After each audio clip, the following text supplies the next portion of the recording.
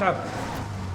مصرة تضلك صايمة وانت تعبانة ومش فيكي واقفة على جريتك. بيأثر انا ماشي حالي عم بقدر شو. يا ملاك يا حبيبتي الدكتورة قالت لك ما تصومي. مصرة يعني؟ حبيبي انا بعرف جسمي ماشي حالي مرتاحة كيفني صايم. لا حول ولا قوة الا بالله.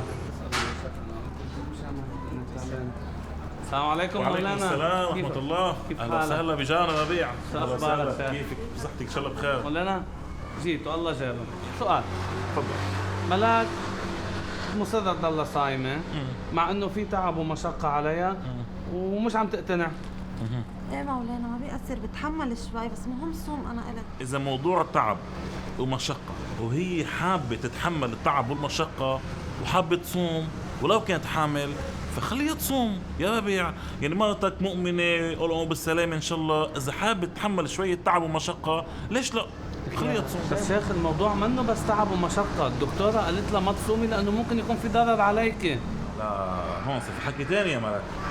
إذا دكتورة واكيد انتم بتروحوا عند ناس ثقات اكيد الدكتوره اهل ثقه وبتعرف الحكم الشرعي، اذا قالت لك انه في ضرر عليك لا يا ملاك بدك تفطري، اصلا صيامك باطل الله يخليك، بدك تفطري وان شاء الله بكره بتقومي بالسلامه وبتقضي هذا النهار. اتقلنا على الله. وفي حال لا سمح الله كنا امبارح عم نتناقش موضوع، في حال لا سمح الله صار في ضرر على الطفل، شو حكمها بهي الحاله؟ نحن حكينا قلنا اذا في ضرر عليها هي شخصيا بتقضي بس تمام، اما اذا في ضرر على الولد لا هون بتقضي وعليها فديه طعام مسكين. اذا كان في ضرر على الطفل، اذا في ضرر على الطفل في عليها قضاء وفديه. اما اذا في ضرر عليها بس هي بس بتقضي. والله يتقبل اعمالكم يا رب. اشكر مولانا. اهلا وسهلا. اهلا وسهلا بالاذن. اهلا وسهلا. احبتي الاسلام دين يسر، الاسلام دين رائع، ولا على المريض من حرج، ولا على المريض حرج.